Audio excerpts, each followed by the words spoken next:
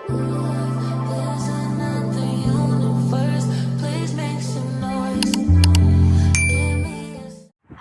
selamat pagi teman-teman. Apa kabar semuanya hari ini?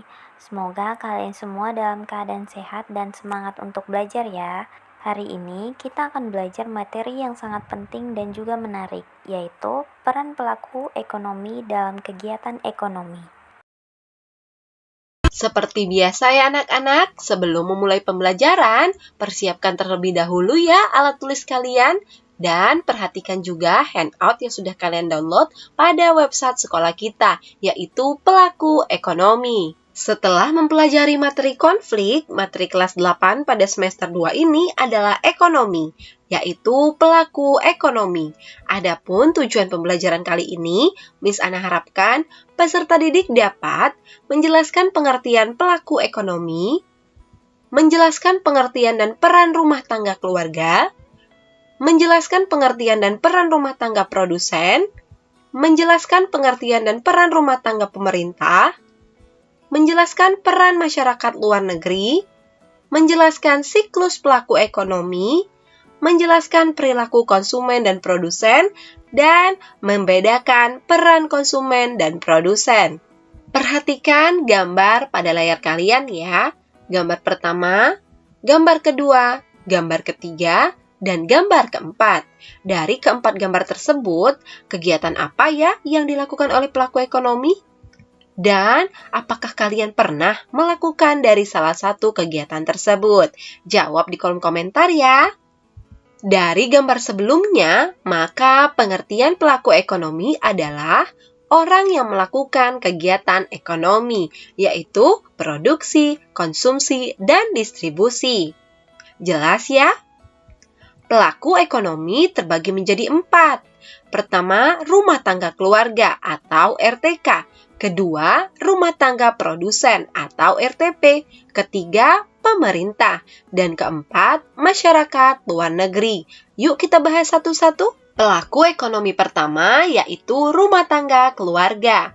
Rumah tangga keluarga biasa disebut juga rumah tangga konsumen atau rumah tangga konsumsi yang disingkat RTK. RTK merupakan unit ekonomi terkecil karena hanya terdiri dari ayah, ibu, dan anak. Tampak seperti gambar di layar kalian ya. Adapun tujuan RTK adalah untuk memenuhi kebutuhan hidup atau bertahan hidup. Peran RTK sebagai konsumen dan juga sebagai penyedia jasa faktor produksi. Apa saja sih faktor produksi itu? Faktor produksi terbagi menjadi 4. Pertama, faktor produksi alam. Kedua, faktor produksi tenaga kerja. Ketiga, faktor produksi modal. Dan keempat, faktor produksi kewirausahaan atau skill. Yuk kita bahas satu-satu faktor produksinya. Faktor produksi alam merupakan semua kekayaan alam yang dapat digunakan dalam proses produksi. Contohnya, tanah atau barang tambang. Nah, balas jasa atau imbalan faktor produksi alam berupa sewa atau rent. Jelas ya? Faktor tenaga kerja. Faktor produksi insani yang secara langsung maupun tidak langsung menjalankan kegiatan produksi. Balas jasa atau imbalannya berupa gaji, upah, honorium, atau wage. Nah, adapun pengelompokan tenaga kerja menurut kualitasnya. Yang pertama, tenaga kerja terdidik, yaitu tenaga kerja yang melalui pendidikan tertentu sehingga memiliki keahlian di bidangnya. Contohnya, dokter dan guru. Jelas ya? Yang kedua, tenaga kerja terampil. Tenaga kerja terampil memerlukan kursus atau latihan keterampilan tertentu sehingga terampil di bidangnya. Contohnya, sopir. Tenaga kerja yang ketiga adalah tenaga tidak terdidik dan tidak terlatih, yaitu tenaga kerja yang tidak melalui pendidikan dan latihan. Contohnya, petugas kebersihan. Jelas ya? Kemudian, faktor produksi modal. Faktor ini meliputi segala hal yang digunakan untuk proses produksi barang dan jasa. Balas jasa atau imbalannya berupa bunga atau interest. Contoh faktor produksi modal yaitu uang dan mesin pabrik. Jelas ya?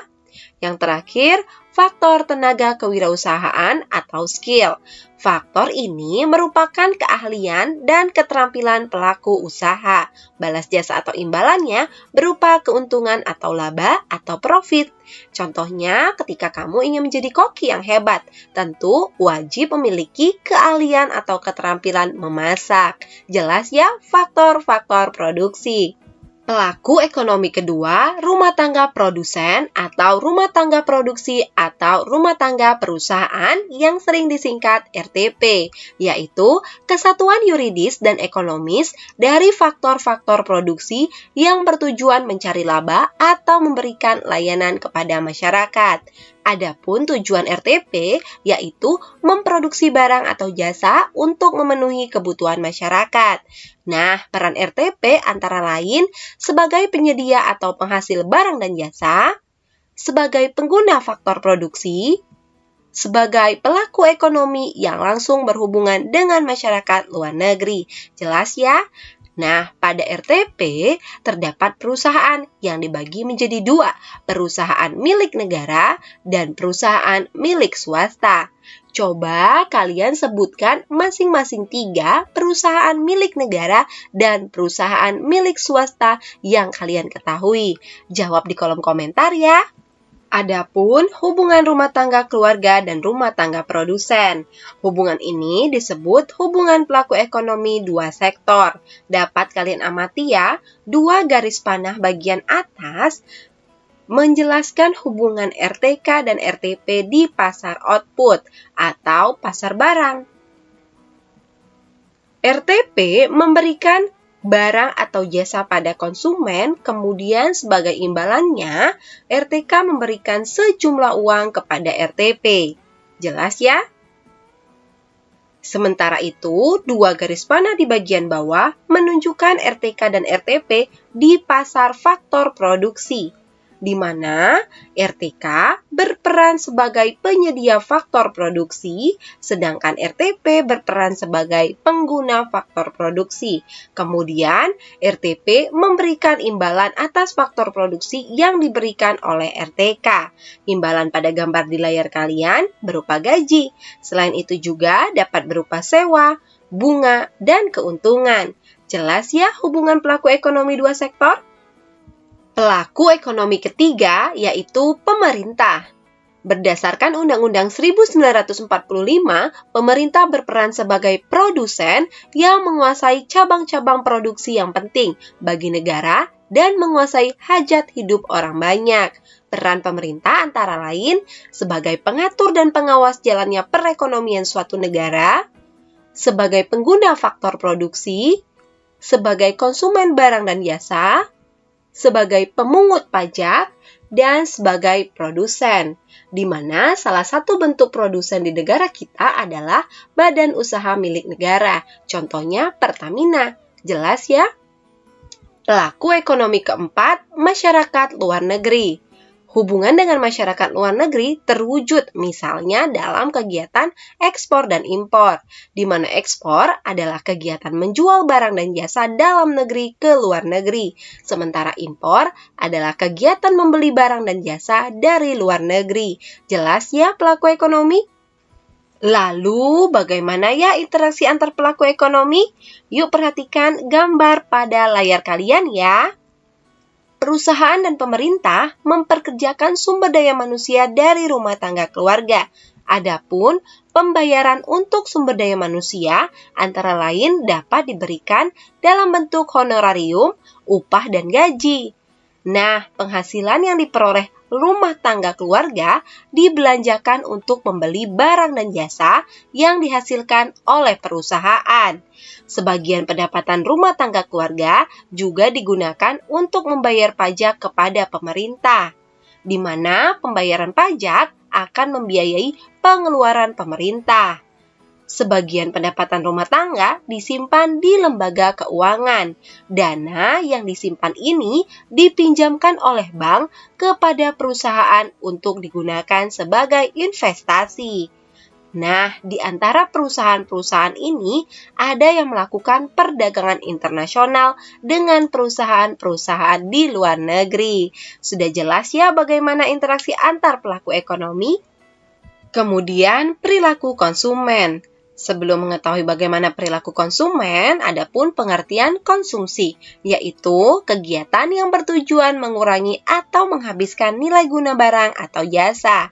Ciri-ciri benda konsumsi antara lain, untuk memperolehnya diperlukan pengorbanan, seperti waktu, tenaga, dan uang.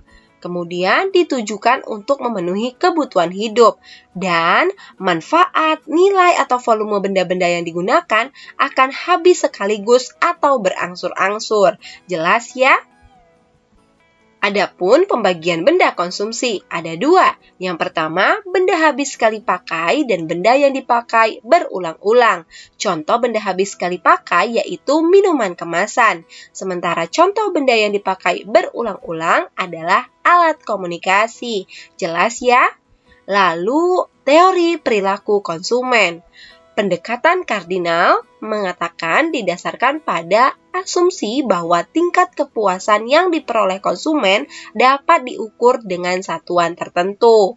Nah, hukum Gosen 1 menyatakan bahwa jika konsumsi suatu barang dilakukan terus-menerus, kenikmatannya mula-mula tinggi, namun semakin lama kenikmatan akan menurun sampai akhirnya mencapai batas jenuh.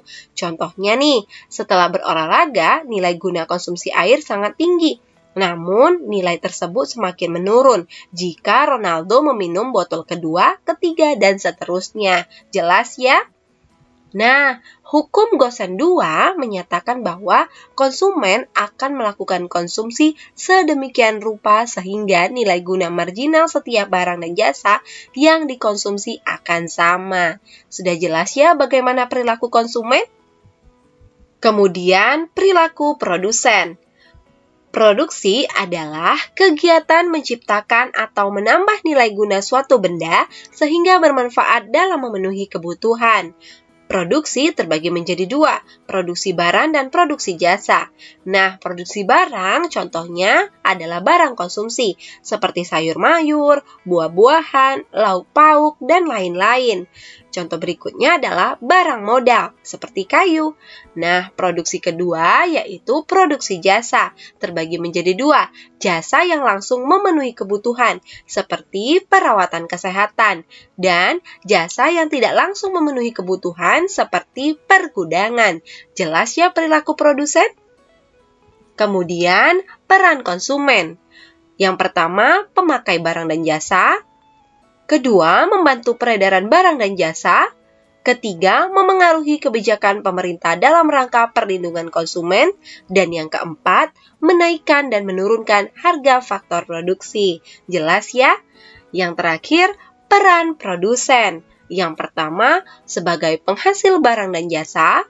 Kedua, meningkatkan produk domestik bruto. Ketiga, pemakai faktor-faktor produksi. Keempat, memengaruhi kebijakan pemerintah dalam rangka menghasilkan produk. Kelima, mengusahakan kelancaran pasokan barang dan jasa. Keenam, membayar harga barang faktor produksi. Dan ketujuh, melakukan inovasi dan produksi barang dan jasa. Jelas ya peran produsen?